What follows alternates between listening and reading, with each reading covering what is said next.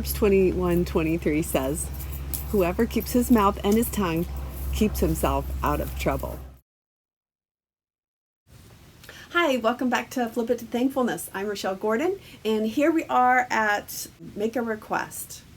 This is such an awesome lesson, so I really hope that you take the time to get to work through this lesson. The steps can make conflict resolution a positive thing in your life. So a lot of us, we try to have conflict resolution and we'll have an issue, and then as we're working out the issue, other issues come in, we bring in past issues, and it just turns into a conflict tornado. So what we want to do is have clear communication. We want to keep our conflicts short, brief, and calm, and flip it back to thankfulness. So here we go. The steps to make a request. It sounds easy, but it can take a lot of work. It took me months and months. I would have to literally write down the steps, and that's okay. That's what the lesson is for. And if I just skipped the steps and went and tried to resolve things with Blair or with somebody else, and it didn't always have as good an outcome. But if I would take the time to write down the steps, work through my feelings, work through everything, and it was really amazing how you could go from hours of conflict to a 2-minute brief, unpleasant or neutral interaction. So that's our goal. We want 90% positive, and then just this 10% of making a request. So to make a request, we identify our GER moment. Okay, we've done that before. We know how to do that. We identify our GER moment with the other person, and then we identify our feelings. We've done that too. So we go to our unpleasant feelings list in the back of the book, and we get to identify those, write those down. Then we get to identify our heart need, okay, and see how all the lessons build on each other. So why was it that this really affected us so much? There was something that bothered us about what happened, and it's helpful to start looking at that. Is there a pattern? And then lastly, we write down the steps and make the request. So if you find that you're having a lot of conflicts, or you're finding that you have a lot of emotion, especially anger, being upset in these conflicts, that's a good indicator that you have unresolved past issues. So usually just one issue is not going to make us that upset, but if it's a trigger and it's hitting on something else that's happened that's been upsetting for you, that's unresolved, then that's why it's going to have such a large reaction. And we're responsible for our emotions. We're responsible for all of our decisions. And so, blowing up or taking out our feelings on other people, or saying that other people are making us act a certain way, making us feel a certain way, is not correct. So we're responsible for all of our feelings, everything we think, feel, say, and do.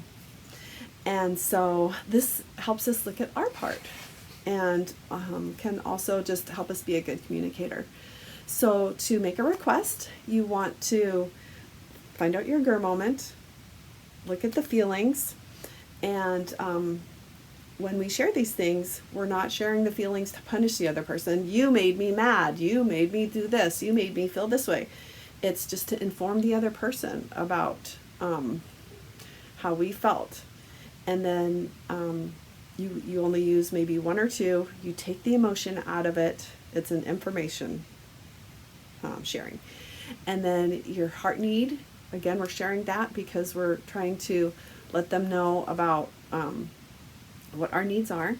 And then you put it all together to make the request. So you request a change. You request something else, that they change what they are doing, or don't do that in the future.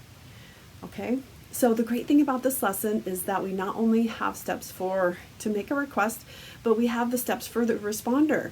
Okay, it's why is it so hard to be the responder? We've done this lesson for lots of different groups, for couples, beach retreats, for disability groups, and people have said, when I'm doing the request, we'll have an issue and we'll both want to talk at once. Okay, well, that's not going to work. Somebody is going to have to wait and give the other person the floor. So it shows maturity when you can be the one to wait. And so you want to take yourself and your needs out of that situation. And you're the person that's listening. You're the person that, as the responder, you want to listen so that you can repeat back what their situation was. You want to repeat back the feelings. So that's why it's so important to share your feelings of, so that the other person can know what was upsetting. So the responder will repeat back the situation. They will acknowledge the feelings. If you do nothing else, acknowledge the feelings. That is the person's heart. Acknowledge the heart needs. Oh, I see that that upset you. I see that, you have a need for time with me, and I didn't realize that, and I just scheduled with someone else. Or I see you have a need for this to happen. I didn't, know, and I stepped on your feelings. I didn't do the right thing. I'm sorry. Then we just say, I'm sorry. Those two words, just so powerful. Just say, I'm sorry. Don't leave that out. And then you either agree to their request and say, oh, okay, well, I'm going to make time for you next week. I'm going to schedule this. I'm going to make it up to you, and even go the extra mile. Can be a great thing to do to repair the relationship, because again, we're talking relationships are the most important thing that we have. That's why Jesus died, and he wanted to be with us. He did so very much to connect with us, and he wants us to connect with other people. He says, if somebody else is upset at you, go and talk to them. If you're upset with somebody else, go and talk to them. But we don't do that sometimes because we're so mad, or we're so upset, or we don't know how to do that without making things worse. So this is really a great way. Like I said, it took me a while where I would have to write everything down.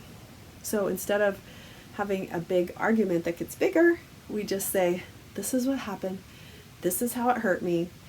I'm taking responsibility for my feelings. I'm risking. I'm letting you know.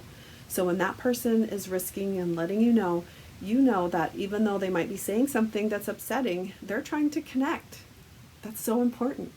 So they're risking. So being the responder person, this is not your time to get out your machine gun, and this is not your time to have out of control emotions either. This is when we say I want to make a request, then you know that this is time to listen. If this is not a good time, you're too emotional, then say, can we talk about this, in an hour, make an appointment for them. But you want to make sure that happens, but make sure it happens when you're both calm and can be able to work through the steps. So the requester, it's just powerful. It's amazing. It's really helped me. And so instead of creating more injuries, you work through that situation, and then you're back to thankfulness. You're back to appreciation. You're back to doing a big thank you with each other. So thank you for joining us today. I hope that this blesses you, and that you've enjoyed the Flip It to Thankfulness.